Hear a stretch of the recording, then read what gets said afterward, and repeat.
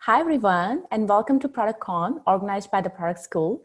Today, we'll talk about how to determine product market fit for nascent emerging areas where we don't have a ton of customer signals to guide us to an obvious product solution.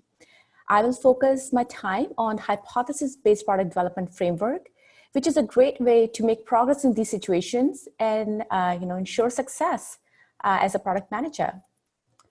So before we go further, a few words about myself. I'm Neha Monga, and I have been a product leader for about 15 years in my life, and that's all I've done. So I have deep product knowledge from my experience in a variety of different tech companies. I started my career in Microsoft, went on to launch games in Zynga, and then I focused on creating travel experiences in Expedia. And finally, I'm at Amazon right now, leading a team of not just product managers, but a bunch of other disciplines as well. And my goal is to get more customers to use Alexa on their mobile devices. So if you have any questions about today's presentation, feel free to reach out to me on LinkedIn or as my Twitter handle right here. I'd love to get your questions and feedback, so don't hesitate to reach out to me. So let's jump in. So first of all, a question for you. I'm going to show you a slide with a bunch of different products, and I'd love to hear your thoughts on like, what do you think is common between these products, right? First one, I do not think anybody's seen this before. In fact, it was my first time when I saw this device. This is a Kyocera visual phone, and this is the first phone that had a camera built into the device itself, a phone device, a first camera phone. And the second product I have here is a Fire TV remote, which actually was the first device that came up with voice search. And also Alexa Echo devices, the first, voice-based mobile assistants. And again, you might know some of these apps and, websites already. Blue Apron, they launched their own, service, so that send you a bunch of ingredients and you can make, your dinner, lunch with them. Or a ClassPass, which is a service that allows you to select through a variety of different classes. And Instagram allows you to share pictures, right? So coming back to my question, love to hear your thoughts on what do you think is common between them? So definitely, you can see a lot of similarities. They're highly popular apps and products and features which have, really high customer engagement and satisfaction. And, before these products came along, there wasn't a clear, signal that customers said like, hey, I would like a service that, sends me all the ingredients I can just cook, right? That's not the solution that customers came up with. That was a need that they had. It was not very well defined. And the product manager had to step in and turn that need into a customer product. And in fact, in some areas, customers did not even know they had a certain need. For example, in the case of Instagram, nobody thought that, hey, I want to have an app that just only shares pictures, right? Because that's not a need that they recognize explicitly and came with the solution. Same thing for Alexa, same thing for the first guy who used a phone camera, and that's not like top of mind thought they had. So how did these product managers know what the customers wanted and what they should create? So to walk through that, let me tell you about this framework that we use in a lot of different situations like this, where the solution is not clear, and we've evolve our thinking into a product. So this is what we call the hypothesis-based product development, right? And it's a very simple way of thinking about it, right? What it means is, it starts with making an observation and framing what you observe as a hypothesis. For example, you observe a customer problem, ideate on a variety of different solutions possible, and hypothesize whether it's going to lead to a certain business outcome or not. And to put that into perspective, for the Fire TV remote, which had the first voice search built in, we observed through customer reviews on our website that customers were having a really hard time searching on their, TV screens, right? They use a remote to an on-screen keyboard, and it will like click, click, click, type A, click, click, click, type B, right? And that was not easy at all, right? And then we came up with a bunch of different hypotheses. And one of them was, what if we added a voice search capability and customers can just say what they need, and this will enable them to search faster and improve our business results in terms of simplifying shows to watch and increasing customer engagement with Fire TV. But why do we call it a hypothesis? That seems pretty straightforward, right? We call it a hypothesis because these are some kind of assumptions, right? It's not as straightforward. For example, in this case, you could say it seems pretty obvious that voice can solve it, but at that point of time, we were not there yet, quite, with the voice technology we had. So I think the hypothesis in this case will be: is our voice tech good enough that actually solve this customer problem and lead to, our business outcome of higher engagement?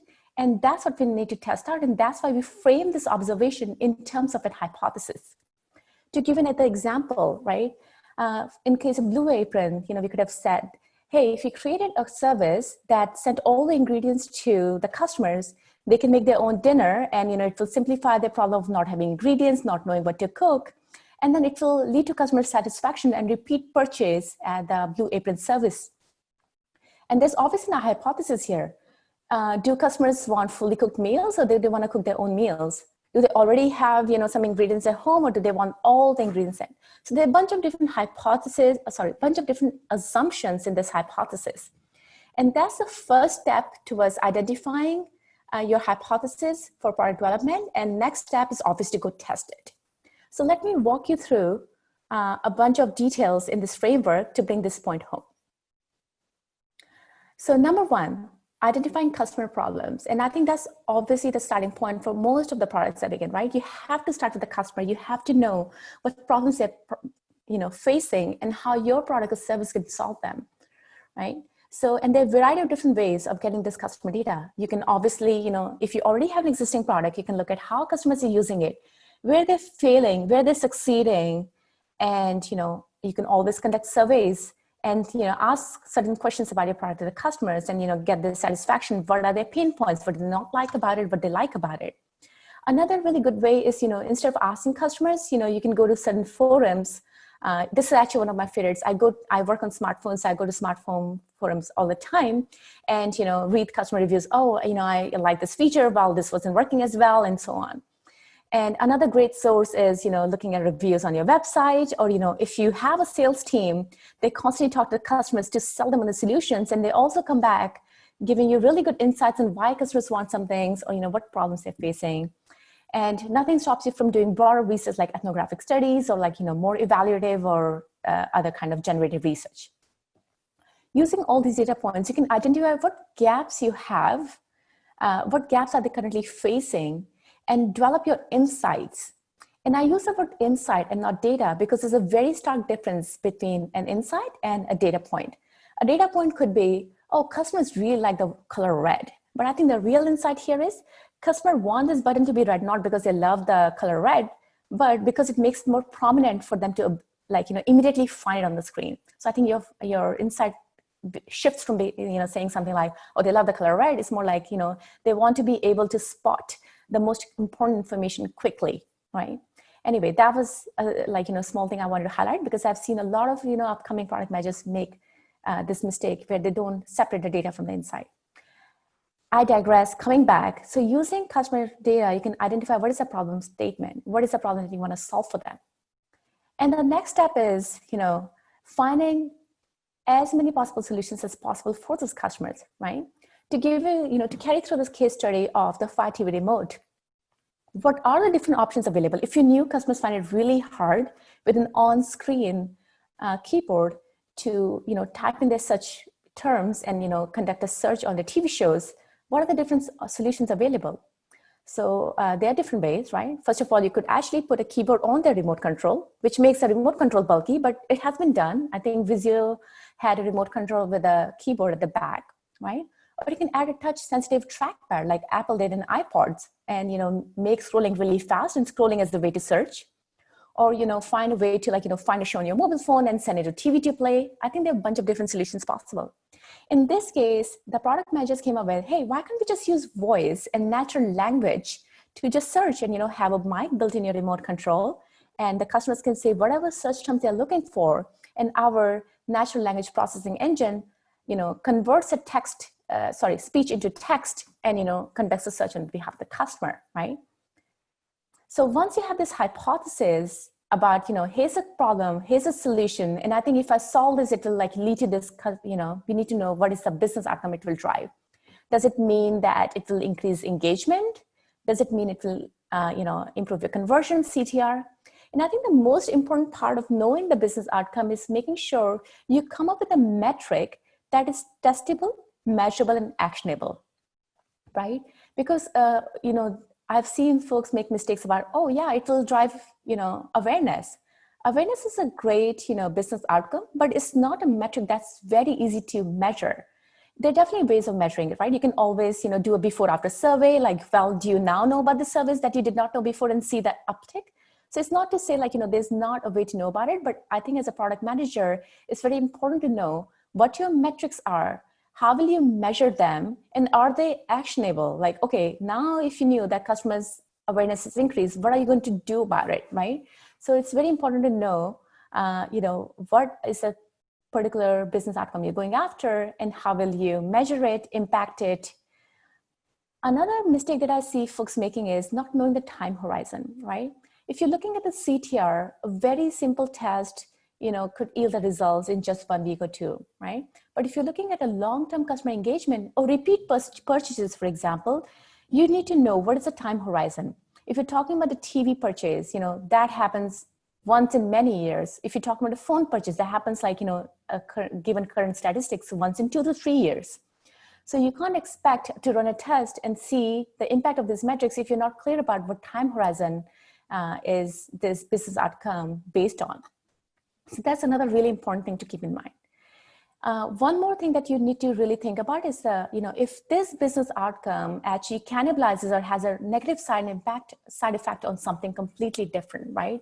Yes, you're growing your new users, but guess what? It's whatever you discussed, is having a negative impact on your existing users, right? So you always have to think about, if I did this hypothesis, if I followed this thinking, will this lead to any negative side effects that I have not thought about? And lastly, you need to prioritize. Many solutions can lead to solving the customer problem we have. Which one is going to have the most impact, and make sure you're prioritizing that to the top, right? Or many customer problems are worth solving for. Which one is going to drive your business outcome the most, and make sure you prioritize and focus on those, right? Because it's possible to test a number of hypotheses, but you want to focus your time and effort on the most important thing for the business.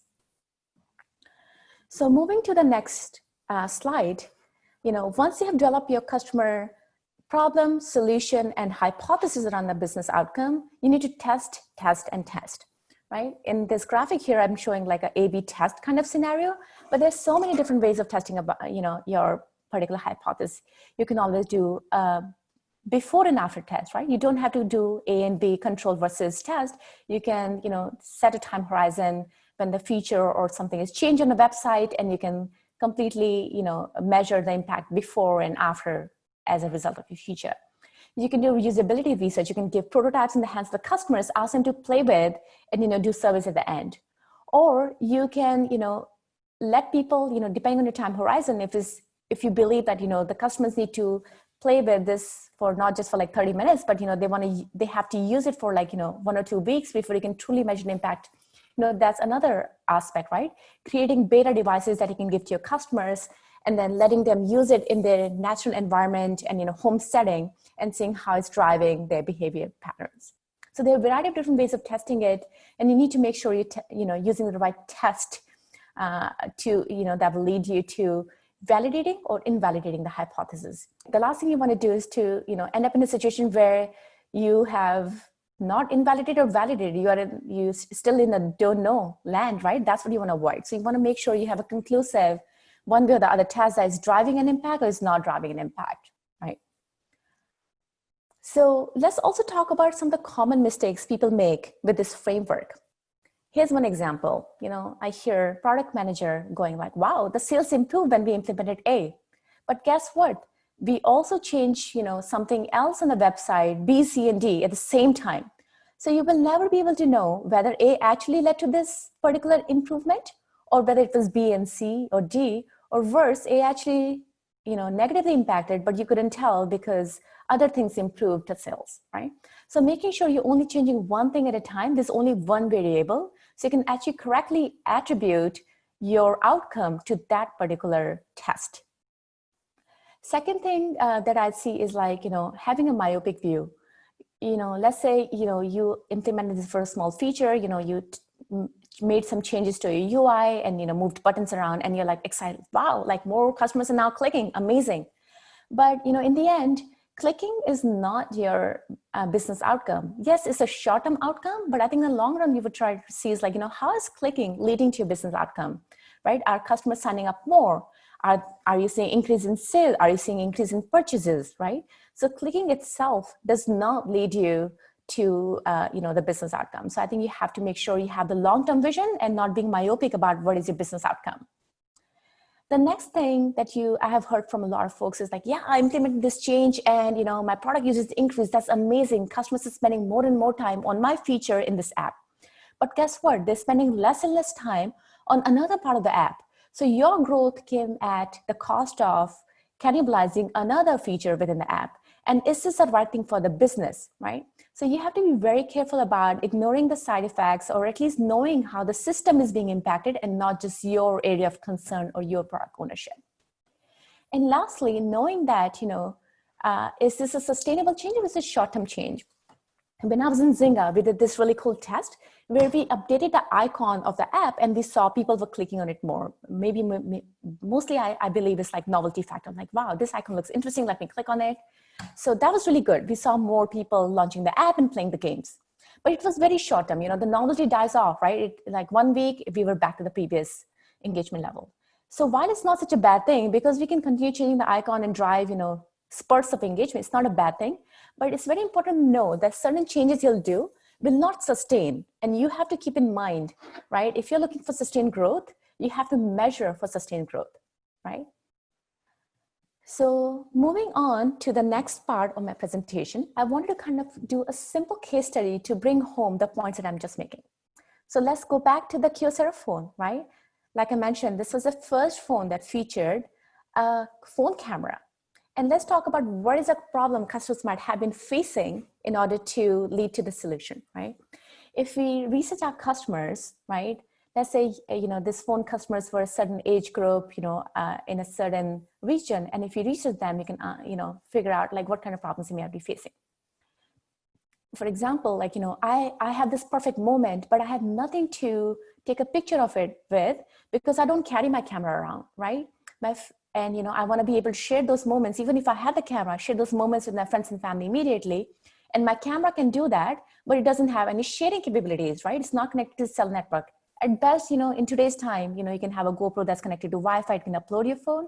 But back in the days, there was not a ubiquitous connectivity and, customers were not able to capture their special moments and share out with folks. So that is your problem statement right here. And there's so many different solutions possible. Customers can change their behavior. They can always carry a camera on. Okay, that sounds painful, especially back in the days when the cameras used to be so much more bulkier. Secondly, a second solution could be your camera can evolve and actually have a SIM card in it and then actually send your pictures to your contacts. But again, like now you're transforming your camera into your phone. You have to maybe pay for additional SIM card. You have to upload your contacts on that camera again, right? Sounds painful. Or the other way around, you can add a camera to a phone, which I always have on me. I'm paying for that service, for the self-service anyway, it has all my contacts, right? So with this information, we can come up with a hypothesis that if we included a camera in my phone device, customers will be able to capture images in their moment and share with their loved ones, leading to customer delight and improve the device sales, right? So that's the important part. Like, why are we doing all this? Because we believe if a phone could do this, customers will be attracted to buy their phone and the business outcome will be that device sales will increase. To tell you like an interesting story, as the real life story goes, the inventor of this particular innovation wanted to take a pic of their newborn in the moment and immediately share it with family and friends. So as he was awaiting the birth of his child, he thought about, wouldn't it be good if I could, if my phone actually had a camera so I can immediately send it to. So that was a customer issue he started with, right? That's a customer gap that existed at that point of time. But then, we really still had to validate, like, okay, this is one user story. Is it going to carry over to millions of users? Is this a broad use case that many will benefit from? And there are many ways of doing this, right? You can do focus groups and ask questions. Are you satisfied with your phone? Are you satisfied with the camera? What do you, in your ideal world, what would you like to do? And, get those focus group results to kind of triangulate and figure out like, yes, there are many people, 80% of the respondents said they like to take a picture in the moment and share, right? 90% of people like take a picture with the goal of sharing with their loved ones, right? You can create prototypes of this device and share it with folks and ask them to use it for a week or two, right? Or you can simply launch a small device and just pay for this kind of learning, because the customer data you get from the actual device might totally be worth it. And honestly, I don't think I need to go into the test results with you, because the rest is history, right? The cameras on phones are literally the biggest selling drivers. Like folks are actually changing phones today, not because they want more and more phone capabilities outside of the camera, but mostly because they want to use a better camera, take better pictures. And that's why, Apple, Samsung, they're innovating so much in the phones. The first Kyocera phone I showed you was 0.1 MB pixel, right? Sorry, megapixel. And now, cameras are 12 MPs and, 108 MPs, right? So the innovation has just taken off, and, it has proven to be such a great feature. And it came up from the fact that there was a nascent emerging consumer need that they might not have been able to articulate themselves, but a product manager thought through it and, innovated and tested the hypothesis out and led to this business outcome. So with that, that's the end of my presentation. I'd love to get your questions. I know we are doing this virtually, so you may not have to be able to do a live site Q&A with me, but please feel free to reach out to me on LinkedIn or Twitter, and happy to answer any questions you might have. Thank you, and you all have a great day.